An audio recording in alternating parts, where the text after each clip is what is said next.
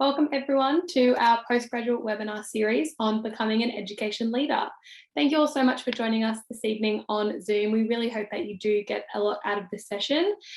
This session is all being recorded so it can be accessed at a later date. I'll be your host this evening. I'm Ella Riley and I'm a current student here at Macquarie University. I'm in my final year of a Bachelor of Education Primary and I'm a Macquarie University Student Ambassador. On behalf of this gathering, we would like to take the time now to acknowledge the First Nations people of Australia, elders past, present and emerging. We acknowledge that this land was, is and always will be yours. So we will just introduce our panellists for today. We have alumni Alston Robertson, who is the Deputy Headmaster of Arden Anglican College. We also have current Master of Education students Tess Renberg, who is a Numeracy Coordinator at St Christopher's Catholic Primary School. And then we also have Lucy Wu, who is a mathematics teacher years 7 to 12 at Riverside Girls High. So these three will be able to talk about their completely different experiences throughout the program and the 3 different routes that they've taken in their careers thus far. So you guys are in really, really great hands this evening. So we'll start off with a couple of questions for the 3 of our panelists, and then we'll get into any questions that you guys have put into the Q&A box below. So I'll start off with a question for all 3 of you. Can you just share a little bit more about your education career journey thus far? Have you always been interested in becoming an educator? And if not, what made you kind of make the change into becoming an educator, and what does your current role entail? So Austin, I'll start off with you. Thanks, Ella. I guess my journey into education was a bit rocky. I wasn't a great student myself. And I actually started out doing a degree in engineering, computer engineering. After that, I worked for an IT company for a period of time. And then I got into work for the DOLE programs, where I was a team leader teaching participants how to refurbish computers for schools that didn't actually have any IT infrastructure. I enjoyed that work, surprisingly enough, and some of my family members were already teachers and they suggested that I should get into teaching, which I did. I think Arndell was a little bit desperate when they took me on, and I didn't have a teaching qualification at the time, but I did know something about IT, and so they took me on with the agreement that I would get my diploma of education. That didn't go so well for me in the first 2 years because I was actually asked to leave. My first diploma, I was studying at New England, and the commitment of studying by distance and also doing my teaching job full time was something that I wasn't able to juggle particularly well. And so I wasn't sending my assignments in and things like that. But that was a bit of a Watergate or watershed moment for me, because it struck me that I actually really did enjoy teaching. I enjoyed working with the kids and the staff. And if I didn't get my diploma of education, I wasn't going to be in teaching much longer. So I signed up with a different institute, the Wesley Institute, and I worked pretty hard to finish off my diploma of education through them, and I did so quite successfully. And then I then started to transition through different roles here at the college, and progressed through pastoral care roles. I was a head of department for a period of time of 18 months for a maternity leave position, completely outside my field, but clearly they needed somebody to look after that department for a period of time. And so I did that. So I filled a number of roles subsequently through to that point when I became the Deputy Headmaster. Now, the Deputy Headmaster's role, very different, I guess, from where I started. Studying computer engineering and teaching IT. So most of the issues that I deal with are around staffing, performance issues, workplace investigation, child protection, code of conduct, those sorts of things. I also look after the staff pastoral care as well, I guess because I cause a fair bit of stress there. I also need to look after their well-being. And so I look after the counselling services that we've got here for staff. But also I look after, provide some oversight for professional development opportunities, teacher accreditation, those sorts of things. I'm responsible for the day-to-day operations of the school, which is essentially things like logistics around events, transport, if there's critical incidents, evacuations, lockdowns, things like that. I look after that. Also, I'm responsible for serious student discipline or welfare. So if a student is being suspended or expelled, that's when I get involved, unfortunately. Or if there's a serious home issue, if Department of Community and Justice Services involved, police, support agencies, I'm involved in those sorts of issues. I also work on policies, procedures, risk and compliance. And then, of course, whenever the headmaster's not around and whatever he wants me to do, that's what I do. So I hope that gives a broad sort of overview as to what my role is.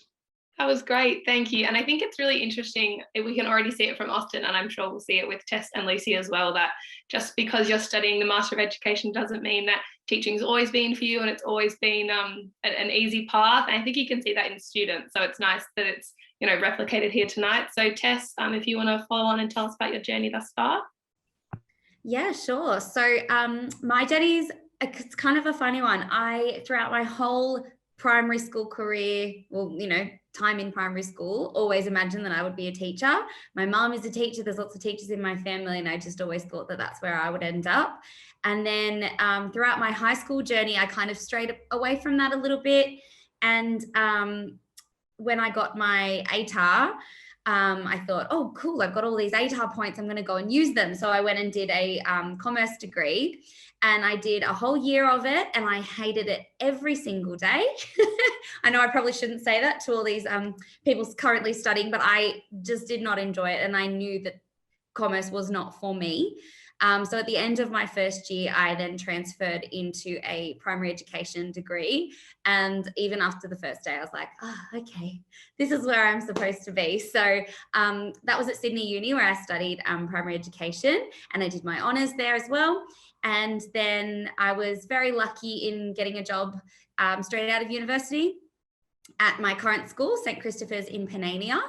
I was very lucky to be working with a principal and a leadership team who were extremely supportive, provided so many opportunities.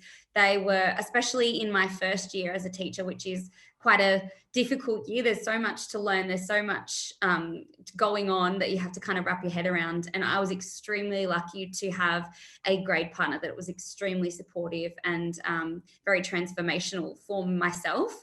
And she was a coordinator. So she kind of showed me the way of the path that her career had taken.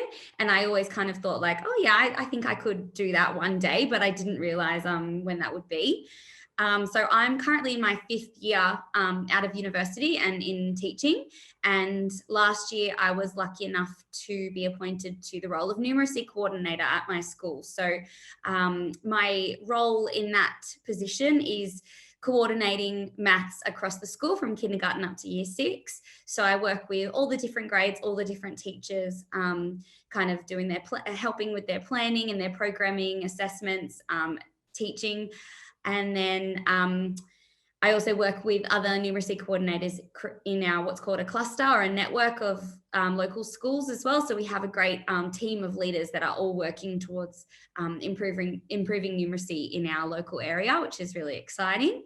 And then apart from that, as a member of the leadership team, so as a coordinator, I do all of the things, or some of the things that Austin mentioned, like behaviour management, welfare, compliance, all of those fun things. And I'm also still a classroom teacher. So I teach year 1 4 days a week. And then I have 1 day of the week where I do my leadership responsibilities. So I guess the reason that I enrolled, this might be coming up a little bit later, but I knew that when I was appointed to the coordinator position, I thought, okay, I don't really know what I'm doing.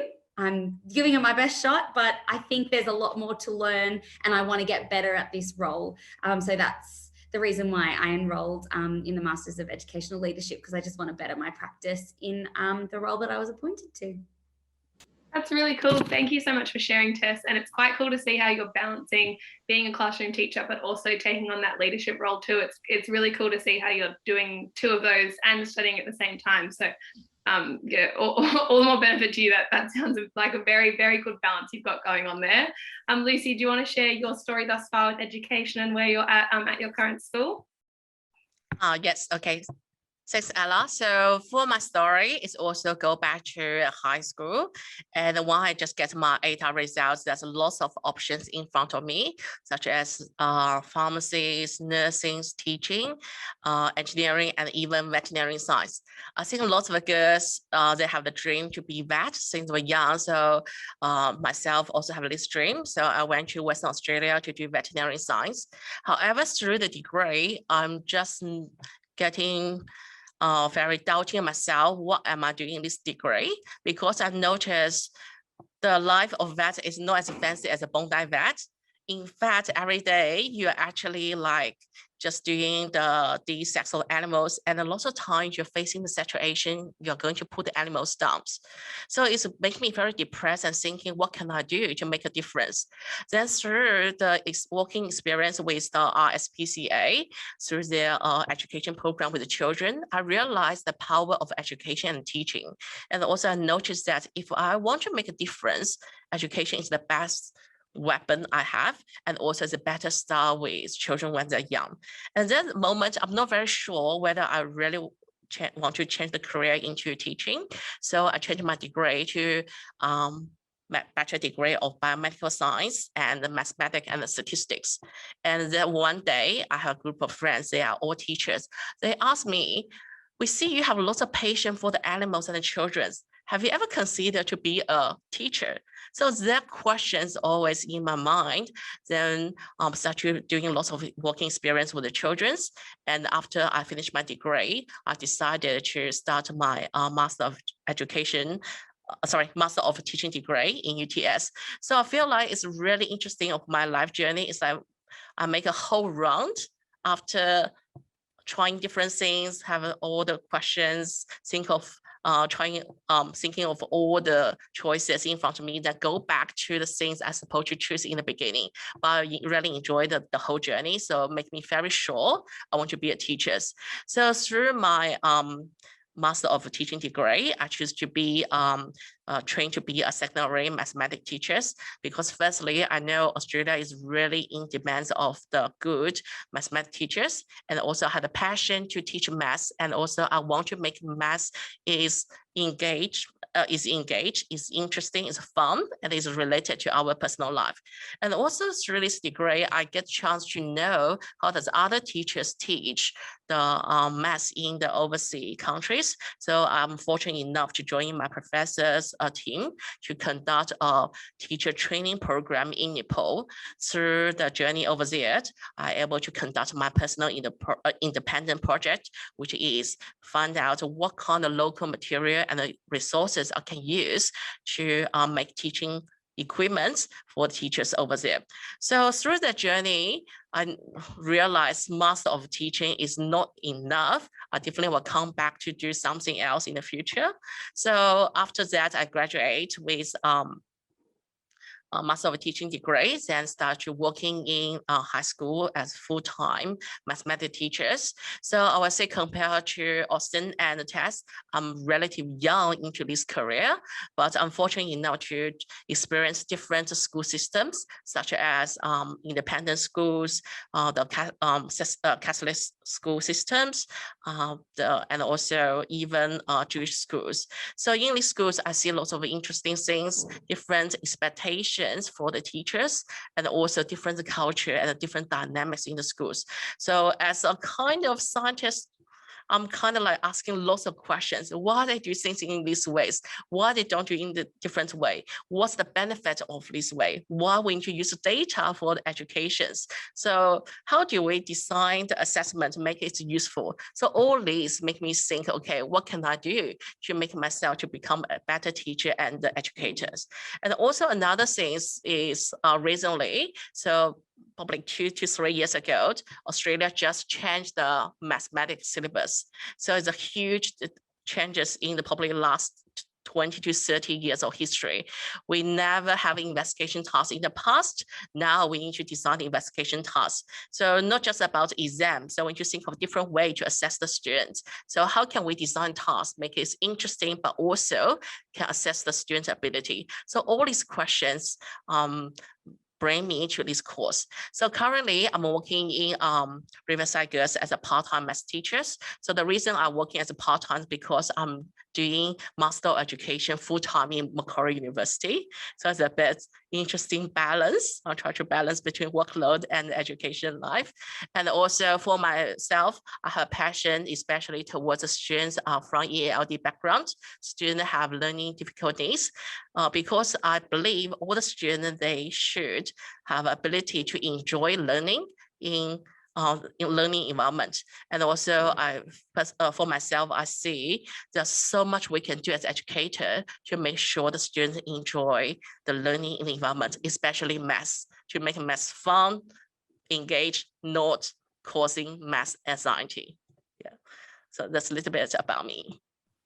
That's really interesting. Thank you, Lucy. And I think you raised a really good point about working in so many different types of schools, is that we've got different students in our class and we try and foster students being different in our class. So it's interesting to see different teachers and the different way that they approach education, because in different schools and even in one school, you're always going to have teachers that approach it different ways, and then being able to reflect on their pedagogy makes you reflect on yours. So I think that's a really, really interesting point that you raised. I'll give the next question to everyone again, and we'll go in the same order. But at what point in your journey did you decide to venture into the Master of Education? And for Austin, obviously, who's finished his, and for Tess and Lucy, while you're still in yours, what do you think it's kind of added to your education practice? What do you think that it's changed you as an educator thus far? Okay, thanks, Ella. I guess I'd come to a point in my own teaching career. By that stage, I had a few years under my belt. I'd gotten married, met a lovely teacher here at the school and got married to her. And so I'd been doing my teaching in ICT, and I'd been doing pastoral care as a head of house for a period of time. And that gave me an opportunity to kind of amalgamate my ICT and my pastoral care, and I had an opportunity to do a project and lead a group of staff to develop an online welfare recording system. Obviously, the intent was we wanted to improve the communication with parents around achievements and disciplines to the students. We actually used to use a diary, and the kids had two diaries, one for good comments, one for bad comments. Good comments obviously went home. That diary got seen by parents, but the negative comments didn't, and also the homework didn't. So we wanted to communicate better with the parents, but also we were finding at that time staff were very inconsistent in their application of discipline policies and approaches, and also awards. We had people who were handing out heaps of awards for students who were carrying Mrs. books from one room to the other, and other kids who were working really hard getting nothing. So we wanted a bit of consistency, and that system was really well received by the staff, the students, and parents alike. And I wanted to do more of that. I wanted to be involved in more projects, and I wanted to combine my passion for IT and make improvements in the school. Obviously, the most areas that you're going to make a massive impact in for the kids is in the classroom, quality of what you do in terms of your teaching. So I wanted to learn more about how could we integrate ICT into our teaching practice in a way that enhanced teaching and learning. And at that time, the headmaster at the time and the chair of council at that time were really pushing this idea of getting on board with technology. They were pumping a lot of resources into it. But I guess what I saw was people essentially using technology to do what they've always done, not changing anything about the way they were teaching. So I spoke to the headmaster, I spoke to the chair of council, and they said, well, it sounds like you need to do a master's degree and you need to figure out how can we lead the staff forward in this particular area. So they encouraged me to look around. There was a couple of obviously degrees in that area from different universities. So why on earth did I choose Macquarie over, say, Western Sydney University or Charles Sturt or wherever else? I guess there was a couple of reasons for that. When I looked at it, people kept talking to me about Macquarie University in terms of the teaching department and the quality of what was going on at Macquarie University. My second reason was because my lovely wife studied at Macquarie University, and she used to rib me about having a degree from Western Sydney. So I need to upgrade my qualifications there. But also Macquarie was offering a flexibility of online learning or face-to-face. Now, I'm the kind of person who prefers online environments to face-to-face environments. And for me, it meant that I could juggle full-time work, studying my master's, and a young family, and the commitments there. And so for me, that master's degree it ticked all the boxes. So that's why I ended up studying through Macquarie. Loved it. That's awesome. And that's really cool to hear how you were able to juggle doing a master's, having a young family, and also working full time. That must have been quite the juggle, but it's really good that you could incorporate that master's into it, and it kind of lends itself to how flexible the program can be. And I guess you're a first-hand experience of that. So Tess, do you want to follow on with how you found yourself into the master's? Sure, thank you, Ella. So as I said before, I'm relatively early in my teaching career overall, and definitely in my leadership career. And it was actually my principal, so my boss, who suggested to me that I take the Masters of Educational Leadership. He presented me, kind of similar to Austin, he presented me with a range of different universities to choose from. And he said, I think it would be a really good time in your career to embark on this journey, because I am young, I don't have a family, I'm got lots of time on my hands. So he said, do it now before, things start moving on in your life down the track. And I was really grateful for that advice, because I think in the Catholic system anyway, I'm not too familiar with the other systems, but I know in the Catholic system, if you want to eventually become an assistant principal or a principal, you do need a master's degree in leadership. And that is where I would like to go eventually in my career. So I thought, better get cracking now. And then I have it under my belt for when that does come later down the track. So as I said, my boss suggested a master's degree in leadership, and I did all my research, and I just found that Macquarie, what they could offer in terms of the flexibility, was just far and away the best option for me, because I am working full time, and I am still in the classroom. So I definitely needed something that was flexible enough that I could work around and it could work for my schedule. And that's what this degree can do. So I am doing it completely online, and I'm doing it very slowly as well. So I'm only doing one subject per semester, and that just works for me and my context, because I am, as I said, working. And there's completely no problems with that. It was absolutely, I think there's a lot of people who I've been chatting to throughout my courses who are doing the exact same thing, or taking a couple of subjects and then having a break, or doing it over the summer. And I just felt the flexibility was the main, I guess, what attracted me the most to the degree. I think I've really enjoyed the real practical elements of a leadership master's. Working in a leadership team, it's really given me the tools to kind of reflect upon the things that I've observed, reflect upon my own practice, and then really kind of set myself up for the kind of leader that I want to be or want to become eventually, So I've really enjoyed the courses that I've done so far through the degree, and how practical they are, how real, like they're all based in real life. I can use my real life experience to complete the assessments and the modules, and all of the readings that I've been able to, immerse myself in. I can then take back and reflect and say, oh yeah, I've noticed that, or that's something that I've seen that I've really maybe haven't liked about something that I've witnessed, in my own career. And I said, oh, okay, now I understand what that's all about. Here's how I'm not going to do that in my own career in the future. So yeah, I've really, really enjoyed it so far. And I can't wait to keep going and finish eventually. I am going slowly, but I'll get there. I will get there. That's really great. Thank you, Tess. And I think it's really interesting to see that as teachers, you know, we all know that we are lifelong learners and there's always more to learn in teaching. So that's really good that you could highlight that you wanted to do it in this point of your career and that you can already see the links that the Masters of Education is making into your like current teaching, which is really great. So Lucy, do you want to talk us through your current experiences thus far? Yes, thank you, Ella. So I think I mentioned about earlier. So when I was just finished my Master of Teaching degree, I have a feeling one day I definitely going to do another degree, but I didn't expect I would do like in a very early stage in my career.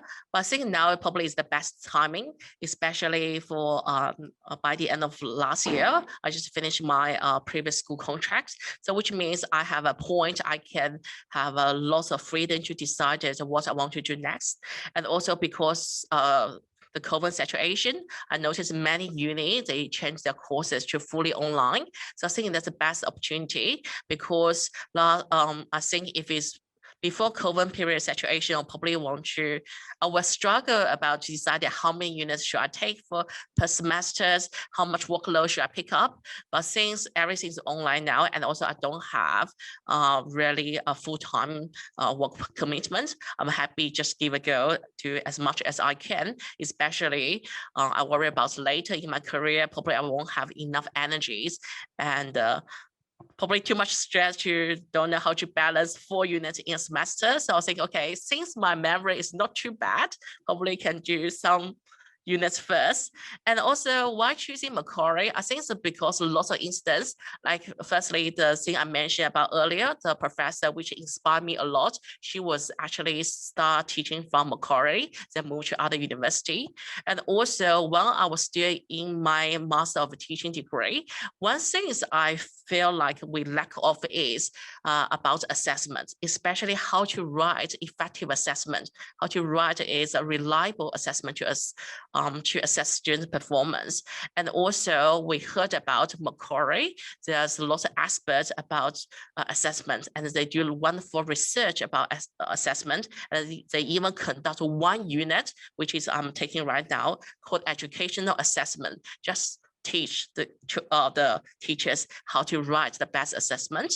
And I found this subject extremely useful. And also all the things I have learned from this unit, I just grab and use immediately, such as nowadays, if you look at my marking book, you will see a little bit crazy, very comprehensive, very colorful, the spreadsheet, because analyze, okay, how many students get question correct in every single questions, okay, and how many students lose the mark in the first multiple choice, in the second multiple choice. Is this question is reflect the student true performance. And also for this year, especially this month, which is NAPLA month as well. So I know for the coordinators, especially, and also math teachers, data is the things in front of us. You can't live without the data. And the school is more and more focused about how to interpret the data and use it to support students' learning and support your pedagogies. So I found what I learned in Macquarie Master of Education degree, I can grab it and use it. Probably today I learn it, I can use it for next day. And also I think they're very handy, especially I can practice them immediately, so I won't forget those knowledge. And also another thing I want to mention about it, when I see the course they offered, I saw they mentioned about the educational research and also independent project. That's a big tick for me because when I have a science background, I did lots of science research, but I never learned how to conduct a humanities research from a very systematic perspective. And also I enjoy my independent project in Nepal so much.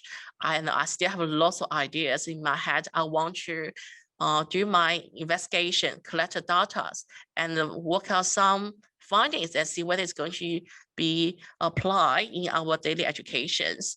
And also, I think as teachers, nowadays, every day we're learning some things, and also we want to be a lifelong learners. So I think all the research skills will help us. They help us absorb all the knowledge and help us to meet the requirements of the revolution of education industry as well.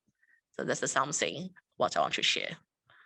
Thank you, Lucy. That was really interesting to listen to. And I think you raised great points about being able, similarly to tests, being able to put what you learn one day in the Master of Education right into your teaching the next day, which is really cool because it goes against that very typical stereotype of when you do tertiary study that you won't be able to apply it to real life and you're just studying for the sake of studying. But it's really great to hear that all three of you, and I'm sure other students and alumni can agree that that's not the case in the Master of Education at all. And it's really increasing educational pedagogy and your skills as a teacher and educators, which is really great to hear. So I'll direct the next question to you, Austin. So as the Deputy Headmaster, what advice would you give colleagues who are looking to progress themselves? Would you direct them to the Master of Education, or what kind of traits would you look for in colleagues if they were looking to join a program like this? Yeah, look, I have advised a number of staff members to take up the Masters of Education, and because obviously I went through Macquarie and enjoyed that experience, so I advised them to go through Macquarie. Some of them took up that advice, some of them chose masters from other places.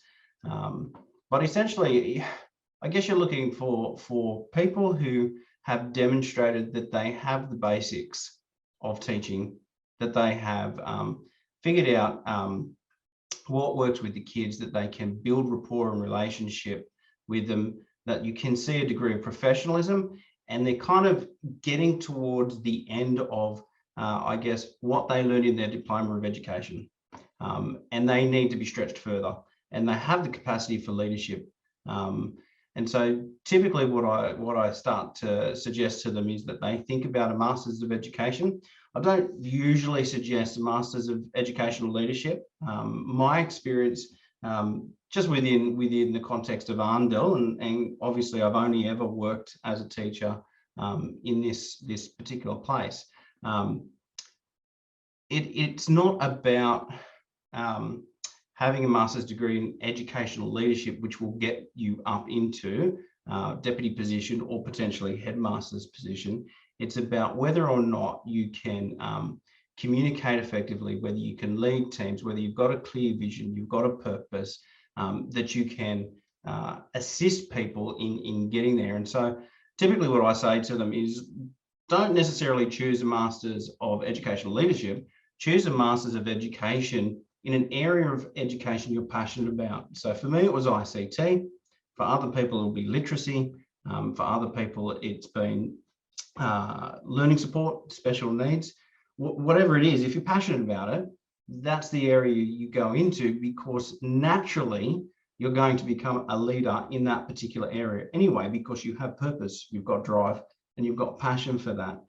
The Masters will give you not only the core skills to push that particular area, but more generically, skills that are going to be applied across the board anyway in leadership. And so I think I tend to encourage people to look at the Masters of Education as a way to push forward their own growth, that it is going to give them further skills within the area that they're passionate about, but it's also going to set them up for leadership opportunities anyway moving forward. So I guess that's essentially the way I approach things. Thank you for that, Austin. And I think it was really interesting to see kind of what qualities you look for in teachers before they undertake the Master of Education, because the Master of Education doesn't teach those kind of skills you need as a teacher before that, but it rather supports those. So I think that's a really great kind of distinction you made there. And not just picking educational leadership just to do it and to try and force yourself to be a leader, but making sure that you've got those qualities and that you innately enjoy doing that, I think was a really interesting point from someone that is in that position. So thank you for that. We'll finish off with this question and then we will get into our live Q&A. So I'll give this one to all of you and we can all answer and then get into the questions that our participants have been sending in. So if you are watching and you do have any questions, take the time now to pop them in the Q&A box below and we'll get to them very soon. So I'll ask all of you, I'll start with Austin again. What's your vision for educational leadership? If you were to put yourself 10 or 15 or 25 years in the future, what do you think it would look like? Where do you think the industry is heading and how do you think you can kind of support the way it's going? So Austin, I'll hand over to you. Well, I think it's very clear that COVID has taught us a few things. You know, I've always had a passion for online learning myself. That's my preferred mode of learning. It's not really the passion of most of my colleagues. I loved it when we went to online learning. And it was a good opportunity for me then to apply what I'd learned in my Masters of ICT. I could go around and support people in curriculum design for an online environment, assessments and lesson plans and things like that. But I think it's pretty clear we're probably in that land now where online is going to be a much larger proportion of the way in which we deliver our education. And teachers need to be on board with that. And I was quite surprised with COVID. Our experience here has been that teachers have been very stressed by that change, shifting from face-to-face into the online mode. When they came back to face-to-face, I thought to myself, here's a great opportunity for staff to get into a blended mode, that we would enhance our face-to-face with online activities and an online structure to what we were doing. That meant the kids could access it whether they were here or not. Of course, it's not going to be as great as face-to-face. I get that. I do like teaching my kids face-to-face. And the interactions there are fantastic. But there is this whole other layer that kids of this generation can access if we provide it to them in an online format. But a lot of the teachers are a bit resistant to that. And I think that's because of their confidence in that environment. And so I think as we move forward, we need to make sure that our staff are equipped for that they understand this concept of a blended delivery mode of education. And I think there's going to be challenges that come out of that, because how do you effectively cater for feelings of connectedness with the school community? How do you effectively deal with students who are feeling isolated? We know that if they're at home doing everything online, they are going to experience isolation. Parents are not going to be there to provide the same level of support for their education as a teacher or even a peer might. What about their well-being? It's easy for me as a classroom teacher, or even as the deputy walking through the playground. I know when a kid's down in the dumps. I know when a kid is being picked on. I know when a kid is experiencing issues, family related or whatever it is. How do we support their well-being in an online environment? To me, the answer is that hopefully moving forward, we will develop a much stronger blended method of teaching. But we need to answer those questions as we go forward, because there will be times in which potentially we might go into lockdown, and we need to make sure that we're catering for those kids, because education is not just about academics, it's also about the whole child. So how do we look after that moving forward? So I think that's probably how I'd answer that at the moment. That's a really interesting point that you made, Austin, about instead of just getting through education and getting through the lockdowns and things that have happened in, the last year and a half, but instead kind of viewing it as a more holistic approach, instead of just being like, well, we have to be online, so this is the way it is, so we can get back face to face. Instead, viewing it in that more blended approach and making sure, as you said, that we're supporting children in the well-being aspect, but also in the academic aspect. Having the balance of both of those is really important. And I think you're exactly correct that that will be a big trend in the future. Tess, if you want to follow on from that. Sure, yeah. So I guess when you first asked the question, Ella, my first instinct as to where is leadership going in the future, my first thought was all about collaboration and the distribution of leadership. I obviously think it's very important to have a strong figurehead at the head of a hierarchical structure of a school, and a strong principal or headmaster with a clear vision and mission for the school. I can't doubt the importance of that, of course. However, through my experience at my school and also through my experience in studying this master's, I've really come to the opinion that a distribution of leadership is a really effective tool for improving student outcomes. So in my own context, so at St. Christopher's, we have a model called the Instructional Coach model, where there are instructional coaches, that's their designated role within the school, and they are allocated to a stage group. And their job is to almost be, well, it's in the name, a coach for the teachers of those stages. So they are leaders working in the classroom, working one-on-one with the students, with the teachers, almost like a coach on the sideline of a footy game, you know, sharing different ideas, helping with the assessment, helping with student issues that occur at the time, but also being really big cheerleaders and really kind of showing the teachers how they can be the best teachers that they can be. And so they are leaders within the classroom, within the school, and it's really distributed. And obviously we all work together as a team. So there's the instructional coaches, then there's the KLA coordinators such as myself, and then there's the formal leadership structures of the AP and principal. But it's all really collaborative. There's open communication. We're constantly checking in with each other, and the hierarchy is kind of a little bit, there is still a hierarchy there, but the scope is much more evenly spread. And it really has made a huge impact on our student outcomes across the school. So we've seen a really great, I guess, result of that model. It was only introduced a couple of years ago. And I really believe that collaboration is just, that's where we're going to be going forward. And I also think coming out of COVID, we're valuing collaboration a lot more. I know that for myself, as the numeracy coordinator, I didn't have anybody from other schools that I was really in contact with. And now all of a sudden coming back, I get to go to a cluster meeting where I get to meet all my other numeracy coordinators. And it's so exciting to be working together again. And I really think that being isolated for a period of time has really made us appreciate the collaboration that we have.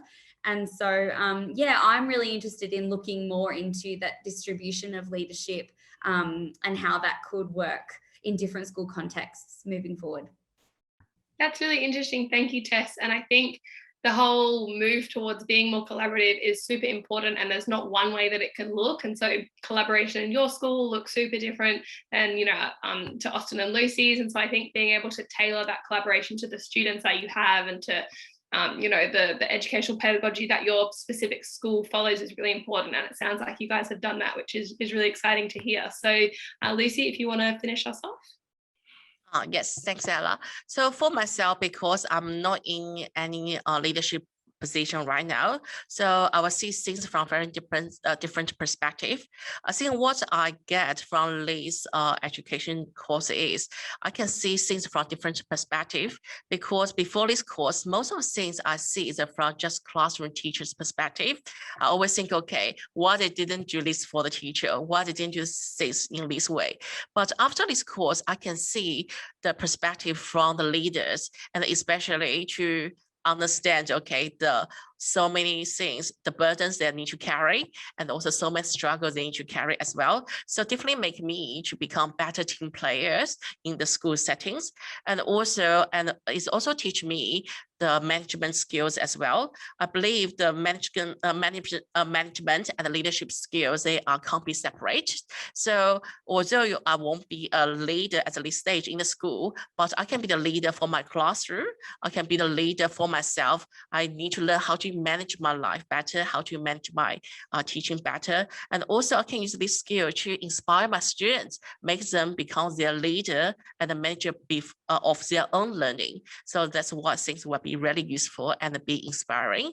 And also in the future, I hope I can use what I learned to open a door for me in the future leadership positions. So like what I mentioned earlier, I'm very interested into in students' well-being area, because I think this is the area we probably in the past many years we didn't pay enough attention, but COVID make everyone to sit down to reflect, to see how does well-being related to the students' performance.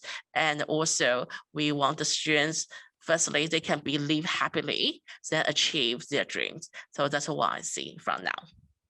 That's awesome, Lucy. And I think you raised a really important point that we hadn't discussed yet, is that leadership, again, just like collaboration, doesn't only take one form in education. Just because you aren't the principal of a major school doesn't make you not a leader. All classroom teachers are leaders. And I think you made a really great point that you're doing this to inspire yourself and inspire your students, which I think is a really great motivation behind taking this extra step for further study. So thank you for bringing that point up. We will move on to our Q&A now from our attendees. So we'll answer 2 questions that we've gotten from our attendees. And if your question isn't answered, we will either get someone on our back end who will be one of our faculty recruitment managers to type you an answer over Zoom this evening. Or if we haven't got to them, we will email you a response in the coming days. So all questions will be answered. So we will start with our first question. And this question comes from Lillian. And she asks, can you share some challenges from transitioning from classroom teaching to a leadership role within the school? So Tess, I might give this one to you because it seems like you've been kind of doing both recently. So did you find any major challenges or snags along the road from transitioning from purely classroom teaching to the blended that you're doing now, and had you kind of overcome those? Yeah, thank you for the question. Yeah, look, it is a big jump. I was really excited to gain my role as a leader, but also I didn't really have an understanding of all of the responsibilities that would come my way. It is definitely a big jump. I think the biggest challenge for me personally was obviously I had worked at the school for 4 years before I was appointed to the role, and I had developed many, many relationships with colleagues and members of staff. And that was all very collegial, very even playing field, you know, on a friendship level. And then when I was appointed to the leadership position, those relationships naturally changed because the power structure changes a little bit. And that was a big challenge for me, I'm going to be honest, because all of a sudden I had to have tough conversations with people that I had never had to have before. I had to have, you know, sit down, just data discussions where, you know, where's your data? Why isn't this happening? What's going on inside your classroom and things like that, where, you know, obviously as colleagues, we weren't going into those kind of conversations together. So that was a challenge for sure. However, I felt prepared to go into those conversations, having studied a little bit, doing the courses that we were doing at the time, and also doing my own research. So I did a lot of research before I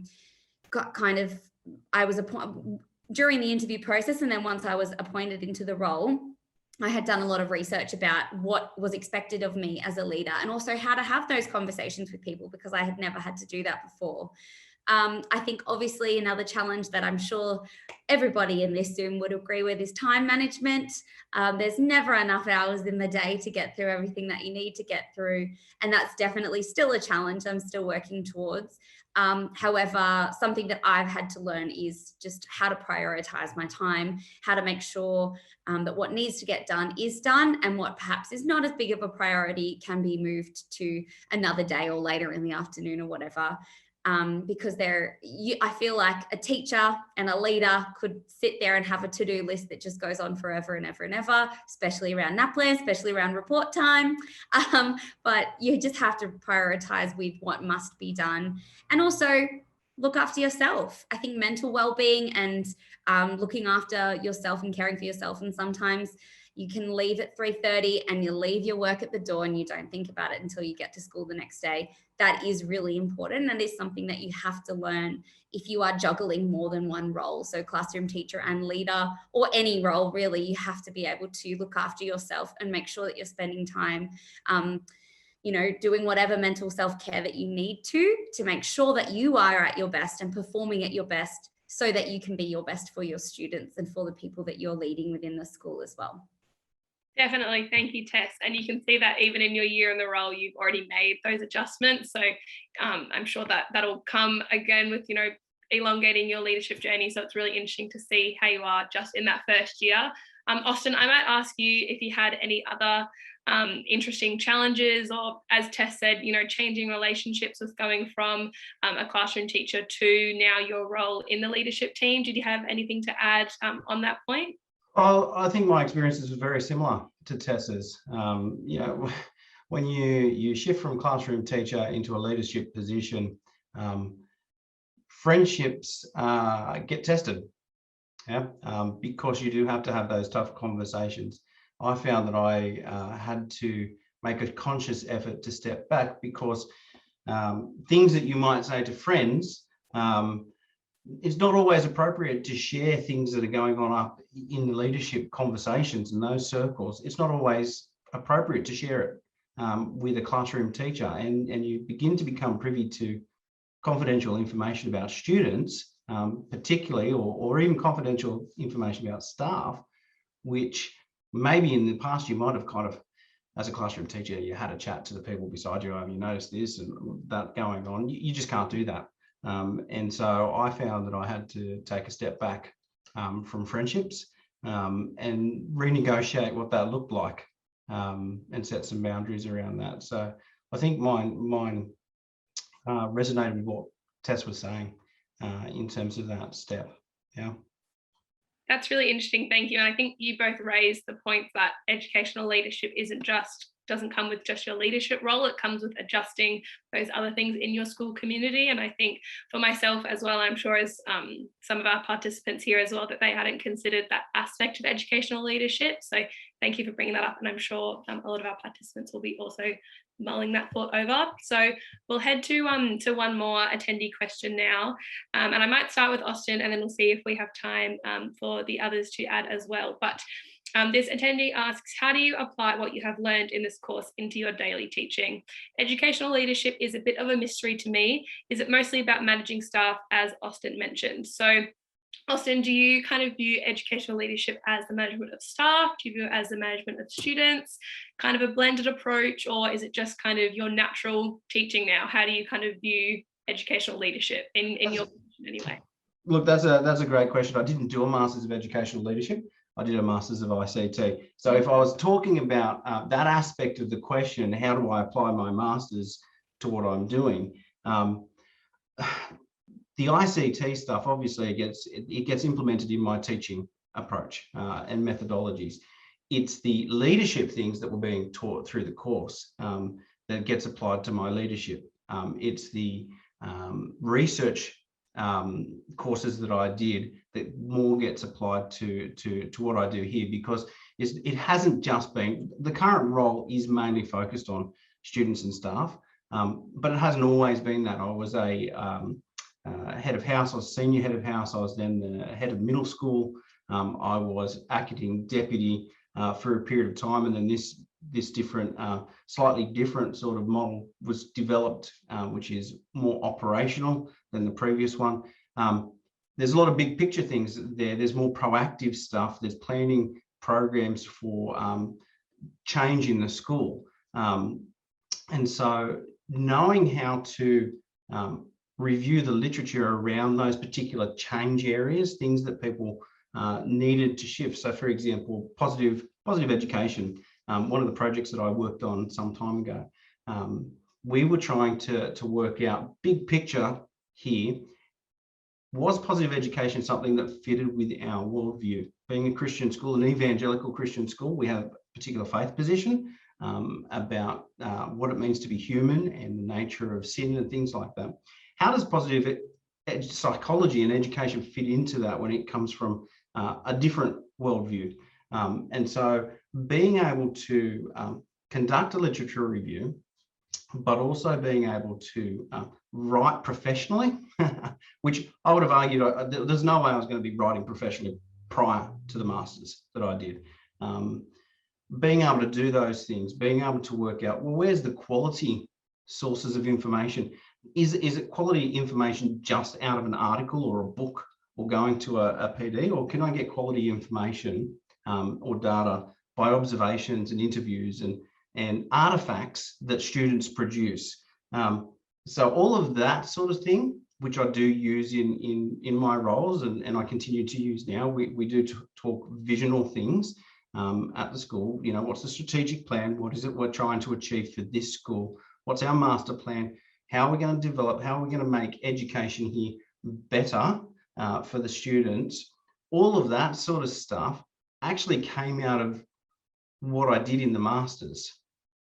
The skills that I was learning there get applied here. Now, that doesn't mean that I haven't gone on and done other PDs. Obviously, I have, and I have done courses in leadership, and I'm doing a Harvard course at the moment on big picture. What does it mean to run a school? And so, yeah, you're going to continue to learn. You're a teacher. It's lifelong learning. You're going to continue to do courses. You're going to continue to learn, acquire new skills. But I don't think I would have ever done that without the better work that the masters gave me. Yeah, and it's really about those transferable skills. That's irrelevant really of the content. The focus was ICT, but I'm sure in other masters of educations, you've probably done exactly the same core stuff, just focused on your particular area rather than ICT. That core stuff is going to transfer across. And that's what I'd really focus on, getting those skills, and knowing that actually your plan might have been, like me, to go into ICT, and then the new headmaster comes along and he says, well, actually, I'm not interested in ICT. It's not something that this school is going to continue to pursue at the moment. We were a school in crisis at the time. We need to focus on the right stuff. I want you in leadership positions doing this work, not ICT work. All those skills transferred. And there's no way he would have put me into those positions without a master's degree. So that was really important to have, because it demonstrated to him that I could compete academically, and that I had already done the work to achieve the skill sets that he was looking for. Yeah. So hopefully that kind of answers the question. It does, definitely. Thank you, Austin. And I think being able to talk about those different experiences and being able to support yourself no matter kind of what avenue you've come from, and all three of you, and I'm sure the participants listening in have all come from different avenues as well. So being able to know that just because your pathway might not be the typical one, or might not be what you think is, acceptable for a great classroom teacher and then a great educational leader, it doesn't mean that you won't be one. So thank you so much for bringing that up. We'll end off on a little bit of a different question. So I might aim this one to Lucy just to quickly finish us off. So Shannon has put in a question: how do you always have such a passion into education? Have you ever had a moment where you've lost your momentum? How do you deal with it? I started to question myself in teaching and in this career. So Lucy, even though you are more new to the teaching career, have you ever had moments where you think, I don't know how to tackle this problem, or I'm not sure if I've made the right choice? And is there any ways that as a professional and as a teacher, you've been able to kind of take a step back and realize that it will be all okay in the end? Okay, thank you, Ella, for the questions. Yes, I think it's a very interesting question, and I need to admit, I do have lots of moments I'm doubting why I need to make so many different changes why I'm here. But I think the most importantly is we need to treasure the nice moments, probably the aha moments, the moment when the students all of a sudden makes more difference, all of a sudden to show some changes, and all of a sudden to open their heart to. I feel like if we just keep remember those like doubting moments, it's just going to make you become more and more sad, and also probably lose the motivation. But if we can treasure those small moments, I think will make a big difference. And also I believe for educators, there's lots of things we can't do, although we done our best, but we are just all human beings. Lots of time, the things take time. Lots of things take time to make a difference, and sometimes we just need to be patient, wait patiently to see those moments. And sometimes could be just waiting for 1 week, 1 month, and it could be years for that. But as far as by the end of the day, you tell yourself, okay, I have done my best for my students, for my school, I think that's good enough, and we can get ready and for another day. Thank you, Lucy. That was a really interesting take on that. And I definitely agree with you. I think as teachers, and Tess and Austin have both brought this up in previous questions, that there just doesn't seem like there's enough time in the day to be able to achieve everything. But being able, like Lucy said, to just treasure those little aha moments that happen in the class or happen when you're walking past students in the hallway, and then knowing that tomorrow you will be able to tackle those things that you might not have gotten to today, I think is really important. So thank you for bringing that up, Lucy. I will end the Q&A there. So if we haven't got to your question, thank you for sending in so many great ones. They were definitely very thought-provoking. If we haven't got to your question, we will send you a response over the next few days. And if you do have any more questions, you can find out more about our Master of Education course on the screen. The link there is just courses.mq.edu.au. That'll show you all about the Master of Education course, and you are able to start enrolling as early as July this year. So applications for session 2 will close on the 9th of July.